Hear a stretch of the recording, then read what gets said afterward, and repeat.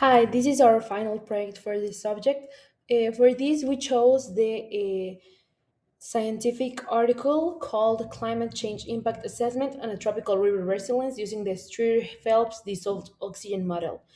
We are Isabel Alvarado Ochoa, Ana Sofía Cruz, and Vianey Salazar. So, first of all, the Streeter-Phelps model is one of the most important mathematical models in the environmental engineering.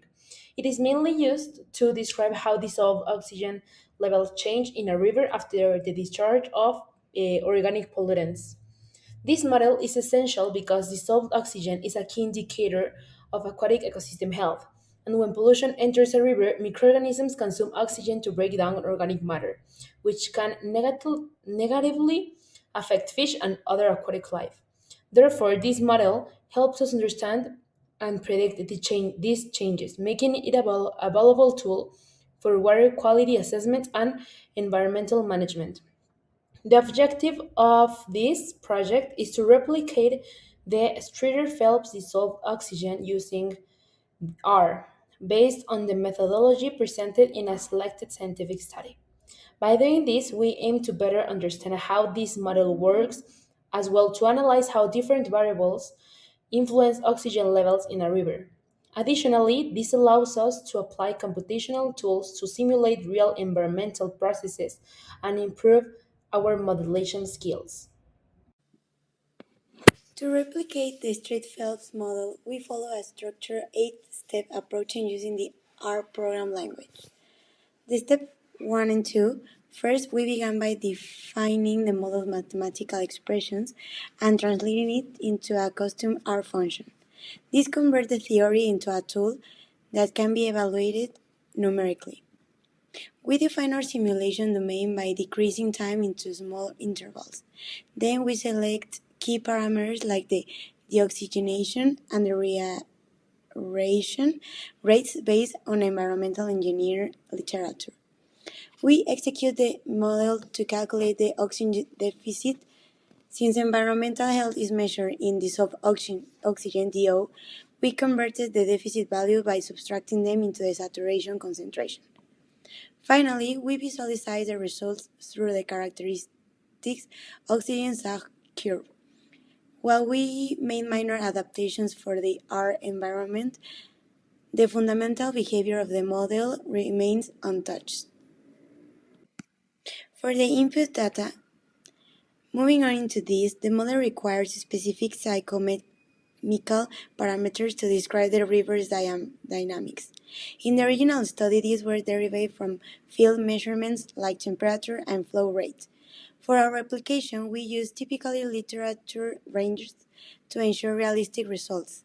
The key inputs are LO, that is the amount of organic matter present, initial BOD, DO, initial deficit, the starting gap between saturation and actual DO, and KD and KR, that are the rate constant that dictate how fast oxygen is consumed and replenished. These values allow the model to simulate realistic depletion and recover patterns downstream from pollution source. Finally, let's take a look at the equations that drive the entire simulation. The variation of the oxygen deficit over time is governed by the following formula. That is the one that we have right here. The dt equal at all these variables that we have. The equation balances in two critical processes. The deoxygenation term, that is represented by the Euler elevated at minus kd times time, which accounts for the oxygen consumption due to microbial activity, and the reaeration term that is represented by Euler elevated at minus kr times time, which accounts for oxygen entering the water from the atmosphere. To get our final result in terms of dissolved oxygen, we use DOT is equal to DOSAT minus DT. Initially, the oxygenation dominates, causing the drop in oxygen. Over time, reaeration takes over, leading to the recovery of the river's water quality. Okay, as for the results obtained from the Streeter-Phelps model, they exhibit the characteristic oxygen sag behavior observed in natural river systems. The oxygen deficit initially increases, reaching a maximum value at approximately 2 to 3 days.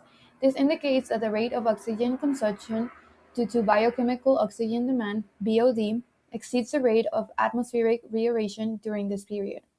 Correspondingly, the dissolved oxygen (DO) concentration decreases, reaching a minimum at the same point in time. This minimum represents the critical condition of the system, where oxygen levels are at their lowest and aquatic life might be at risk. Beyond this critical point, the oxygen deficit gradually decreases, while dissolved oxygen begins to recover. This recovery phase occurs as reaeration becomes dominant over deoxygenation, allowing the river to regain its oxygen balance. The results demonstrate the self-purification capacity of the river system and highlight the importance of the balance between oxygen consumption and replenishment processes. The timing and magnitude of the critical point are directly influenced by model parameters such as the deoxygenation and reaeration rates. Lastly, I'm going to be talking about the modifications that we made to the model. So, in this study, the original Streeter-Fels model was implemented without altering its fundamental structure. However, several practical modifications were introduced to enable its application within a computational environment. One key adaptation was the discretization of the model over a defined time interval, allowing continuous processes to be evaluated numerically in RStudio. Additionally, parameter values were selected based on typical ranges reported in the literature rather than directly extracted from field measurements due to limitations in data availability. This approach allowed for controlled simulation scenarios while maintaining realistic environmental conditions. These modifications do not alter the theoretical basis of the model but influence the interpretation of results. For instance, the use of assumed parameters may affect the exact location and magnitude of the minimum dissolved oxygen point.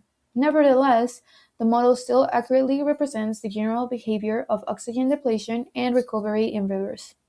The ability to adjust parameters easily in RStudio also provides a valuable advantage, enabling scenario analysis, and sensitivity evaluation.